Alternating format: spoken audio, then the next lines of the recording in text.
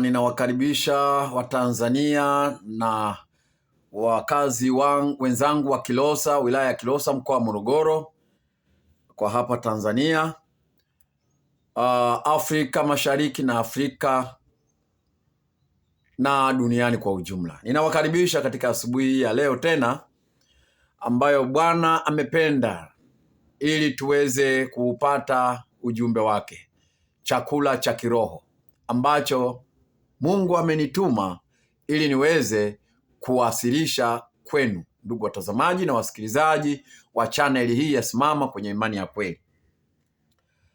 Ndugu zangu, asubuhi ya leo Bwana ambaye amenituma nikilete chakula cha kiroho kwa wanadamu wote ulimwenguni, ni chakula ambacho hakipaswi kukupita.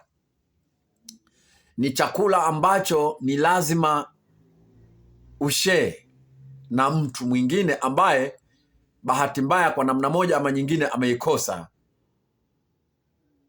huduma ya leo. Ndugu zangu watazamaji na wasikilizaji wa chaneli hii ya Simama Kwenye Imani ya Kweli, ninawaalika tena katika kipindi kingine cha asubuhi nyingine ya tarehe 24 mwezi wa 8 mwaka 2026 katika siku hii ya Jumatatu. Kama ilivyo ada, wengi mnanifahamu, naitwa Matthew Gervas Msagati, ni mwinjilisti wa Injili inayookoa katika kanisa la Waadventista wa Sabato Asilia, au ukipenda unaweza ukaliita kanisa la SDA Asilia. Leo Yesu amenituma kwenu ili niwaletee chakula chenye somo hili, chenye kichwa cha habari kama ifuatavyo: hakuna udhuru katika neno la Mungu. Hilo ndilo somo langu la leo ambalo Bwana amependa niwape ndugu watazamaji na wasikilizaji wa chaneli hii ya Simama Kwenye Imani ya Kweli. Sikweikwe, narudia kukitangaza kichwa cha habari cha somo hili. Somo langu linasema hakuna udhuru katika neno la Mungu. Ndio wote ambao mmejumuika pamoja nami duniani kote, Afrika na Tanzania, niweze kuwaalika tuombe kabla ya somo letu. Mungu wangu na Baba yangu unayeishi mahali pa juu sana mbinguni, ninasema asante kwa sababu ya ulinzi wako. Umenilinda kutoka siku ya jana mpaka leo kuna pambazuka, nimekuwa salama, lakini pia wamekuwa salama watazamaji na wasikilizaji wa chaneli hii. Umependa tuamke salama. Baba, ninakushukuru ni kwa sababu ya neema yako. Ni wengi walitamani kuiona siku hii ya leo, lakini kwa namna moja ama nyingine wameaga dunia. Wengine wamepelekwa malaloni tangu jana, na wengine wanasubiri kupelekwa malaloni katika masaa ya leo, na wengine wanapambania uhai huko maodini. Hao wamekunyima nini? Nasi ambao umependa tuwepo katika siku hii ya leo, mimi na watazamaji wangu na wasikilizaji, tumekupa nini? Basi sisi hatujakupa chochote, na wala waliotangulia mbele za mwisho wa siku zao wamekunyima nini? Bali ni kwa neema tu. Baba, ninaomba uwepo wako ukatamalaki mahali hapa, ili nitakapokuwa nalitoa somo hili unitumie tu kama chombo, lakini mnenaji mkuu uwe ni wewe. Uwavuvie wasikilizaji na watazamaji wa chaneli hii wanaposikiliza ujumbe huu wa leo ambao umenituma nami nikakubali kutumika, basi watakapousikia waweze kuchukua hatua. Ndivyo ninavyoomba, ni katika jina la Yesu Kristo aliye Bwana na Mwokozi wa maisha yangu. Amina. Kama nilivyolitangaza somo langu, somo linasema hakuna udhuru katika neno la Mungu. Ndio, neno la Mungu limeweka wazi kila kitu, limeweka wazi kila kitu. Hakuna kitu kigeni katika neno la Mungu. Biblia imefunua, ni wewe mwenyewe uamue kupotea kwa makusudi, kwa kukubali uongo wa yule mwovu, kwa kuukubali uongo wa yule mpinga Kristo. Ukikubali uongo wa shetani, wewe mwenyewe umechagua kudanganywa na kudanganyika, na hauwezi, kwa kuwa umeupokea uongo wa shetani na Ibilisi, umeupokea uongo wa yule mpinga Kristo, huwezi hata siku moja mbele ya hukumu ya siku yako ya mwisho, mbele ya kiti cha enzi cha Mungu Baba, ukatoa udhuru. Haiwezekani. Huwezi kutoa udhuru ati mimi nilidanganywa na wachungaji, wainjilisti walinieleza mambo mengine, wahubiri walikuwa wanahubiri kwamba wewe Mungu uko hivi, wachungaji walikuwa wanahubiri Mungu wewe ni mmoja, lakini una nafsi tatu. Ndani yako kuna Mungu Baba ambaye ni wewe, ndani yako kuna Mungu Mwana nafsi ya pili ambaye ni Yesu Kristo, na ndani yako kuna Mungu Roho Mtakatifu nafsi ya tatu. Kwa hiyo ndani yako tuliambiwa wewe una nafsi tatu. Kwa hiyo waliotupoteza ni wachungaji. Hakuna udhuru, hakuna udhuru huo. Ni wewe mwenyewe kuyapokea maneno ya Mungu halafu uyafanyie kazi. Je, haya ninayoambiwa ndivyo yalivyo? Haya ninayoambiwa na wachungaji ndivyo yalivyo? Ndivyo Mungu wa kweli yuko hivi? Kwa hiyo hakuna udhuru, na ujumbe huu unawalenga washiriki na waumini wote wa makanisa yote ya Kijumapili, ya Kijumamosi na wale wa Ijumaa. Ndugu zangu Waislamu wote, ujumbe huu unawalenga. Hauwezi kutoa udhuru hata siku moja mbele ya Mungu ukasema mimi nilidanganywa na wachungaji, mimi nilidanganywa na wahubiri, tuliambiwa wewe Mungu uko hivi, kwa hiyo sio kosa letu au sio kosa langu, ni kosa la wachungaji. Hapana, hapana. Biblia imefunua kila kitu, Mungu alivyo, Yesu alivyo, na shetani alivyo. Biblia haikuacha kitu. Na hao wachungaji ambao wewe utakuwa unawapelekea udhuru kwamba walikudanganya ili Mungu akusamehe, ukisoma Yeremia sura ya 50 aya 6 mpaka ya 7, Mungu anasema watu wangu wamepotezwa, wachungaji wao wamewapoteza. Kwa hiyo wachungaji kukupoteza wewe mshiriki, kukupoteza wewe muumini wa kanisa lolote, hata wa Ijumaa, wachungaji na mashehe watakapokuwa wanakueleza jambo lolote linalohusu Mungu, lazima ulichunguze. Wao wakikupoteza wewe unatakiwa uchunguze, lakini usipochunguza neno la Mungu utapotea, kwa sababu wao wapo kwa ajili ya kukupoteza. Ndiyo, ndiyo. Neno la Mungu limeweka wazi. Kwa mfano, kumjua Mungu wa kweli, neno la Mungu limeweka wazi.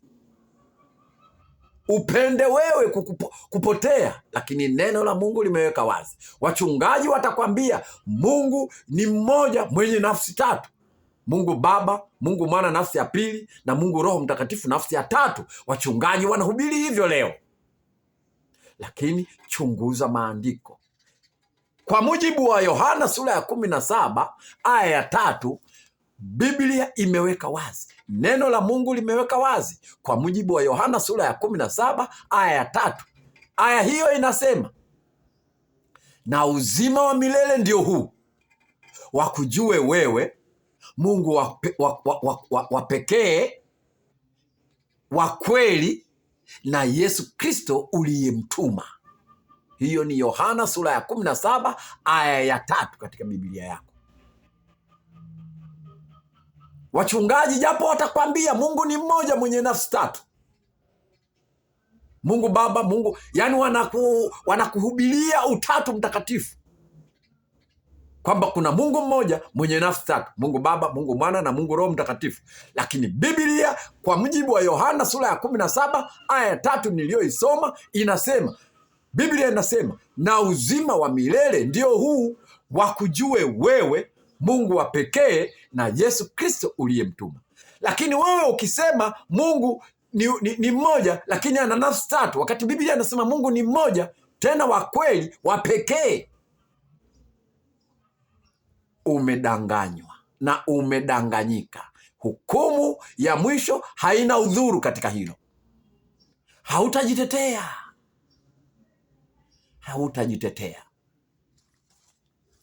Lakini pia kumjua mwana wa Mungu, neno la Mungu limeweka wazi pia. Kumjua mwana wa Mungu, neno la Mungu limeweka wazi pia. Kwa mujibu wa Mathayo sura ya 17 aya ya 5, Biblia inasema, alipokuwa katika kusema, tazama, wingu jeupe likawatia uvuli, na tazama, sauti ikatoka katika lile wingu, ikasema, huyu ni mwanangu mpendwa wangu, ninayependezwa naye. Narudia, Mathayo sura ya 17 aya 5. Neno la Mungu linasema, alipokuwa katika kusema, huyu ni Yesu. Alipokuwa katika kusema, tazama, wingu jeupe likawatia uvuli, na tazama, sauti ikatoka katika lile wingu, ikasema, huyu ni mwanangu mpendwa wangu, ninayependezwa naye, msikieni yeye. Mstari wa mwisho neno la mwisho, Biblia inasema msikieni yeye. Hatupaswi kumsikiliza mtu mwingine, hatupaswi kumsikiliza mchungaji, hatupaswi kumsikiliza mhubiri, hatupaswi kumsikiliza mwinjilisti.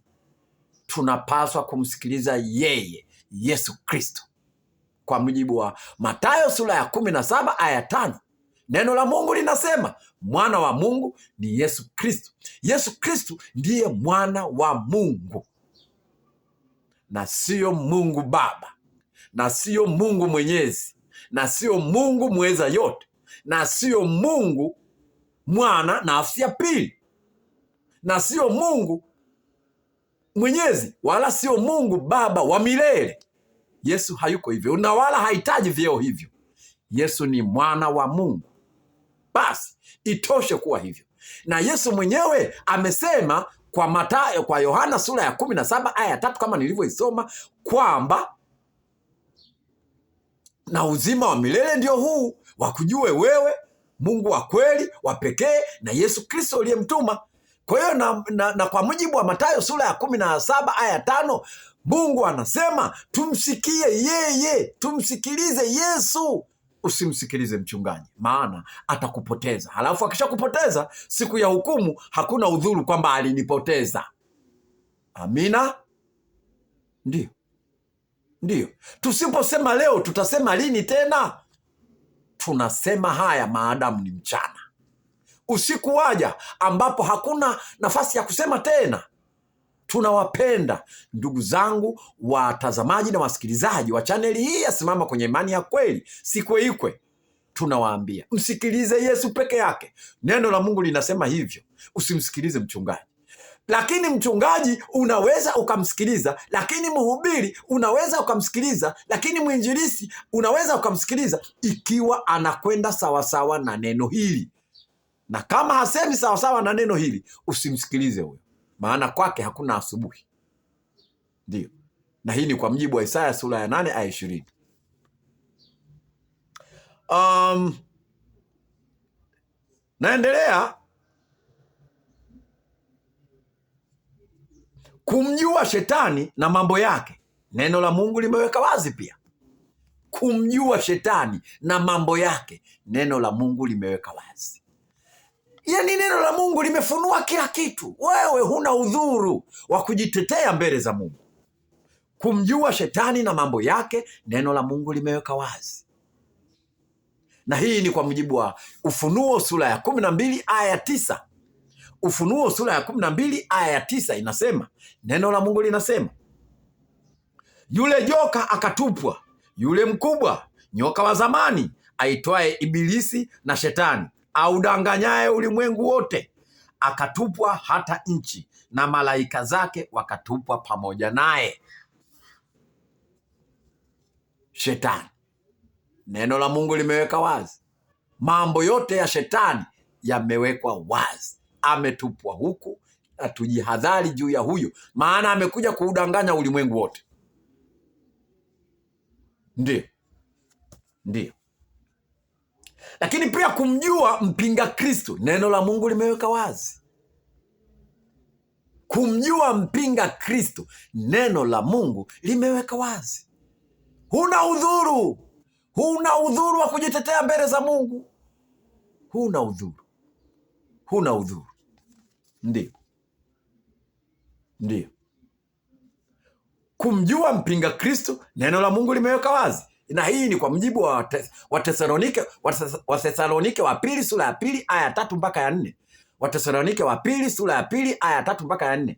Neno la Mungu linasema, Biblia inasema, mtu awaye yote asiwadanganye kwa njia yoyote, maana haiji usipokuja kwanza ule ukengeufu, akafunuliwa yule mtu wa kuasi, mwana wa uharibifu, yule mpingamizi, ajiinuaye nafsi yake juu ya kila kiitwacho Mungu ama kuabudiwa, hata yeye mwenyewe kuketi katika hekalu la Mungu, akijionyesha nafsi yake kana kwamba yeye ndiye Mungu. Ndio. Huyo ni mpinga Kristo. Biblia imemfunua. Amekaa ndani ya hekalu, anasamehe dhambi za watu, anaitwa Baba. Na Biblia imekataza, ukisoma kwa Mathayo sura ya 23 aya 9. Mathayo sura ya 23 aya 9 imekataza, msimwite mtu yoyote baba au kiongozi, maana baba yenu ni mmoja aliye mbinguni, na kiongozi wenu ni mmoja ambaye ni Yesu Kristo, mwana wa Mungu.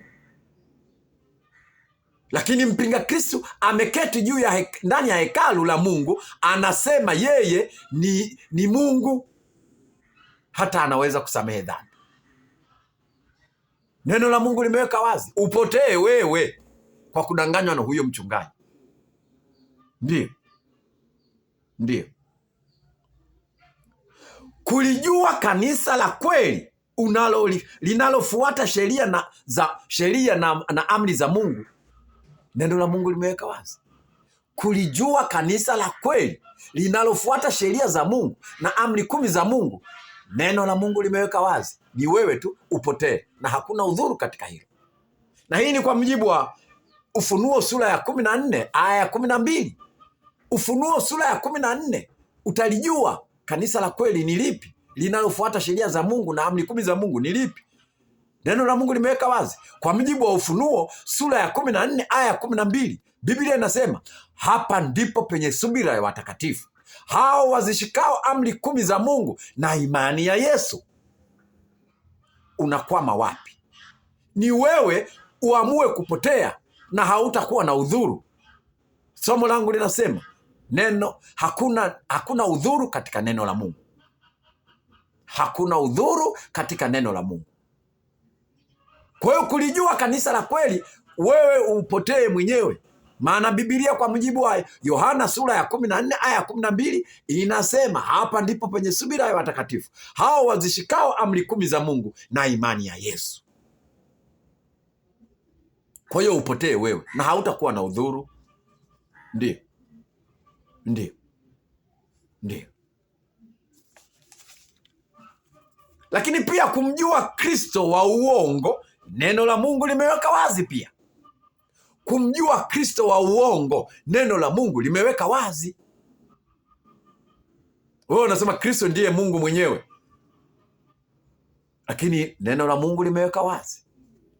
Utawajuaje hao makristo wa uongo? Tunakwenda pamoja katika Mathayo sura ya 24 aya 24. Neno la Mungu linasema, kwa maana watatokea makristo wa uongo na manabii wa uongo, nao watatoa ishara kubwa na maajabu, wapate kuwapoteza kama yamkini hata walio wateule. Kwa hiyo kumbe, ukisema Yesu Kristo ni Mungu mwana nafsi ya pili, ukisema Yesu Kristo ndiye Mungu mwenyewe, ukisema Yesu Kristo ni Baba wa milele, ukisema Yesu Kristo ni Mungu mwenyezi, ukisema ni Yesu Kristo ni Mungu mwana nafsi ya pili, huyo ni Kristo wa uongo. Ndio. Kwa mujibu wa Mathayo sura ya 24 aya 24, kama nilivyoisoma, kwamba watatokea makristo wa uongo. Ndio hao. Ndio hao wakina Mungu. Yesu Kristo ni Mungu Mwana nafsi ya pili, ndio hao. Ndio Roho Mtakatifu ni Mungu nafsi ya tatu, ndio hao. Mungu ni mmoja mwenye nafsi tatu, ndio hao. Utatu Mtakatifu ndio kiti cha enzi kilichopo juu huko mbinguni, ndio Mungu mwenyewe. Utatu Mtakatifu ndio hao, ndio. Lakini pia kujua muujiza wa kweli na wa uongo, neno la Mungu limeweka wazi, hata mtu asiwe na udhuru tena. Unasoma hii ni kwa mujibu wa Isaya sura ya 8 aya 20. Isaya sura ya 8 aya 20. Biblia inasema, neno la Mungu linasema, na waende kwa sheria na ushuhuda. Ikiwa hawasemi sawasawa na neno hili, bila shaka kwa hao hapana asubuhi. Kwa hiyo mchungaji wako, mwinjilisti wako, mhubiri wako akikuhubiri kwamba Yesu Kristo ni Mungu Mwana nafsi ya pili, akikuhubiri kwamba Mungu ni mmoja mwenye nafsi tatu, Mungu Baba, Mungu Mwana nafsi ya pili na Mungu Roho Mtakatifu nafsi ya tatu, akikuhubiri hivyo, haendi sawasawa na neno lake, haendi sawasawa na neno hili. Bila shaka kwa huyo anayekuhubiri na wewe unayehubiriwa, bila shaka hapana asubuhi. Ni moto wa milele, ni jehanamu ya moto. Ndio. Lakini utayajuaje haya yote? Utawezaje kupambanua hayo yote? Kumjua Mungu wa kweli, kumjua Kristo wa kweli, kumjua shetani na mambo yake, kumjua mpinga Kristo. Utayajuaje yote hayo? Tayari mchungaji amekujia, wainjilisti wamekujia, amegonga mlango, amekuhubiri. Wahubiri wanahubiri kwenye maefoti mbalimbali, na wachungaji wanahubiri kwenye maefoti mbalimbali kwamba Mungu ni mmoja mwenye nafsi tatu. Yesu Kristo ni Mungu nafsi ya pili, na Roho Mtakatifu ni Mungu nafsi ya tatu. Mpinga Kristo, utawajuaje wote hao? Utamjuaje Mungu ni mmoja mwenye nafsi tatu? Utamjuaje Mungu wa kweli? Utapambanuaje? Utapembuaje hayo mambo? Kumjua Kristo wa uongo na Kristo wa ukweli ni nini? Unafanyaje? Unafanyaje ili uyajue hayo? Ujue pumba, ujue na chenga, ujue neno la kweli na ujue neno la uongo, ujue neno la Mungu na ujue neno la mpinga Kristo. Utajuaje hayo yote? Hilo ndilo swali la msingi, ndugu watazamaji na wasikilizaji wa chaneli hii ya Simama Kwenye Imani ya Kweli. Kumbuka somo langu linasema hakuna udhuru katika neno la Mungu. Ndio. Sasa hayo yote niliyoyafundisha sasa hivi, utajuaje?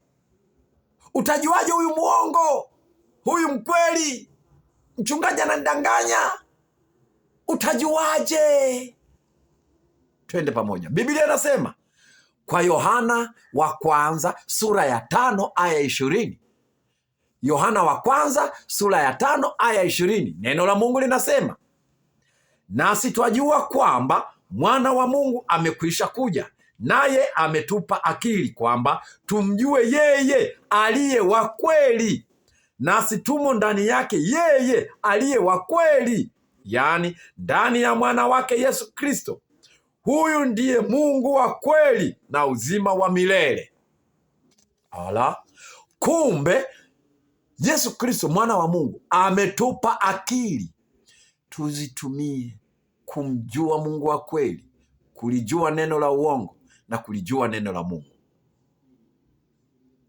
Kumjua Kristo wa kweli, kumjua mwana wa Mungu, kumjua Mungu wa kweli na wa pekee na Yesu Kristo aliyemtuma, kumjua mpinga Kristo, kumjua shetani, kuijua miujiza ya uongo, kujua mambo yote yanayomhusu Mungu, mambo yote yanayohusu uzima wa milele. Maana imani yako ndiyo mustakabali wa maisha yako. Ukipotea, ukiteleza katika imani, ukaamini uongo, ukaacha imani ya kweli, umepoteza hatima ya maisha yako yote. Umepoteza hatima ya maisha yako yote. Ndio. Kwa hiyo Biblia inasema mwana wa Mungu ametupa akili tuzitumie. Ametupa akili tuzitumie kumjua Mungu wa kweli. Ametupa akili tuzitumie kuijua miujiza ya kweli na ya uongo. Muujiza wa kweli utoka kwa Mungu na muujiza wa uongo utoka kwa mpinga Kristo. Ametupa akili tuzitumie kumjua mwana wa Mungu. Ametupa akili tuzitumie kumjua Mungu wa kweli, kumjua shetani na mambo yake yote. Ametupa akili tuzitumie. Sasa wengine wanazitumia akili hizo walizopewa na Yesu, wanazitumia kumjua shetani na kufanya mapenzi ya shetani, badala ya kuzitumia akili hizo kumjua Mungu wa kweli na mwanawe Yesu Kristo ambaye alimtuma hapa duniani kwa ajili ya ukombozi wa dhambi zetu.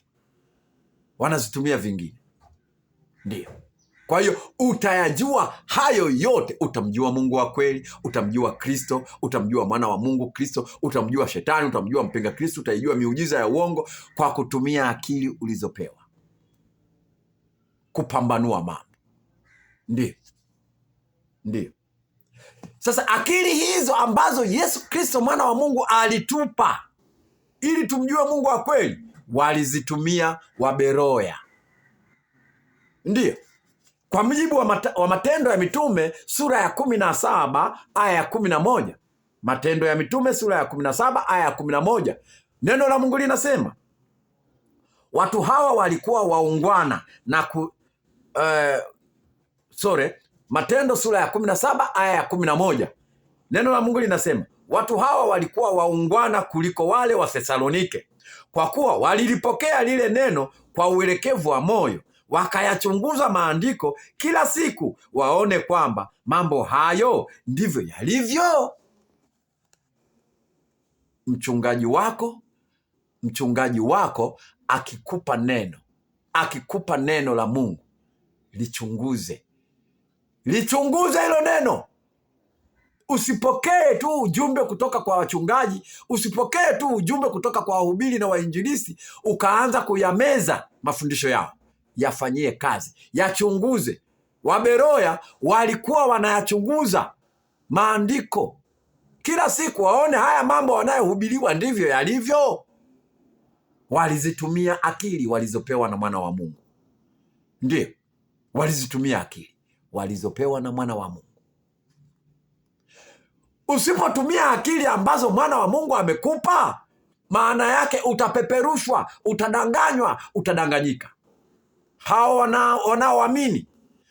wanaoamini hadi leo kwamba Mungu ni mmoja mwenye nafsi tatu, kwa maana ya Mungu Baba, Mungu Mwana na nafsi ya pili, na Mungu Roho Mtakatifu nafsi ya tatu. Hao wanaoamini hivyo, walivyofundishwa hivyo na wakaaminishwa hivyo na wakaamini hivyo, hawakuchunguza neno la Mungu.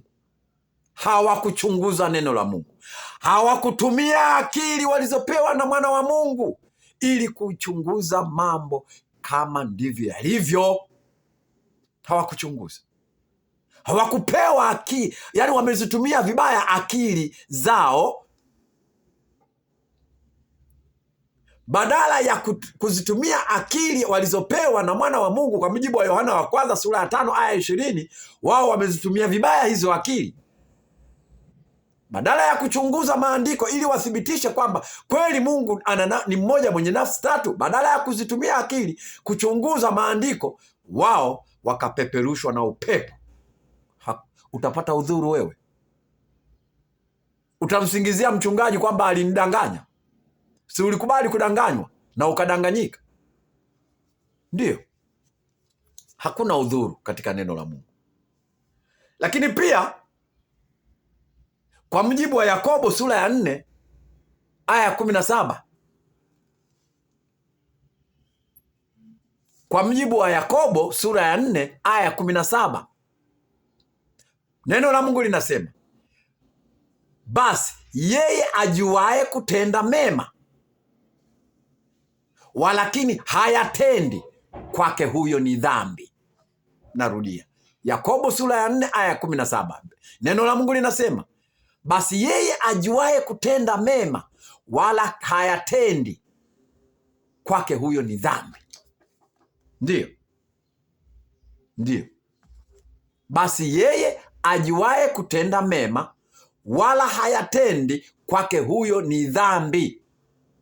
Kwa hiyo mwana wa Mungu kwa mujibu wa Yohana kwa mujibu wa Yohana wa kwanza sura ya 5 aya 20 ametupa akili ili tuzitumie hizi akili kwa kutenda yaliyo mema.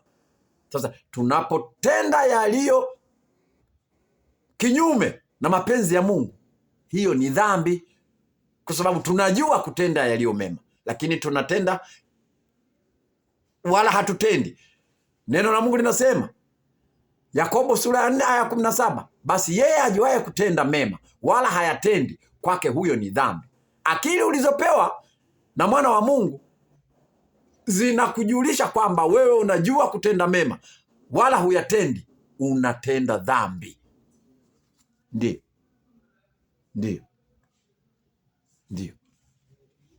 Somo langu lilikuwa linasema hakuna udhuru katika neno la Mungu. Ndiyo. Utamwambia nini Mungu? Utasema mchungaji fulani alinidanganya, alinimezesha uongo. Kwa nini ukutumia akili zako kuchunguza yaliyo mema ili uyatende? Kwa nini ukuchunguza neno la Mungu kila siku ili ujue hayo unaoambiwa na mchungaji wako ndivyo alivyo? Kwa nini ukuchunguza? Mchungaji wako amekwambia mimi ni Mungu mmoja mwenye nafsi tatu. Haya, hapa unaziona nafsi tatu. Utajibu nini? Ndugu zangu watazamaji na wasikilizaji wa chaneli hii ya Simama Kwenye Imani ya Kweli, kwa kifupi neno hilo si kweikwe. Chunguza maandiko, maana hakuna udhuru katika neno la Mungu. Kila mtu atahukumiwa yeye kama yeye, atasimama yeye kwa miguu yake. Mchungaji aliyekudanganya naye atahukumiwa kivyake, na hata kuwepo hapo na yeye atakuwa kivyake na wewe kivyako, katika mstari mmoja wa hukumu. Ndiyo ndugu zangu, tenda yaliyo mema, soma neno la Mungu ulijue, ili uepukane na kuhukumiwa. Soma neno la Mungu ili uchuchumilie wokovu, maana saa ndio hii. Niseme asante kwa kunisikiliza. Mungu awabariki sana. Niombe. Baba yangu na Mungu wangu unayeishi mahali pa juu sana mbinguni, ninasema asante kwa sababu ya ulinzi wako. Umenilinda mpaka wakati natoa somo mpaka namaliza. Ulinitumia kama chombo, lakini mnenaji mkuu ulikuwa ni wewe. Basi Baba, ukawavuvie Roho wako Mtakatifu wasikilizaji na watazamaji wa chaneli hii, ili somo hili likawe mbegu bora kwao. Ndivyo ninavyoomba, ni katika jina la Yesu aliye Bwana na Mwokozi wangu. Amina.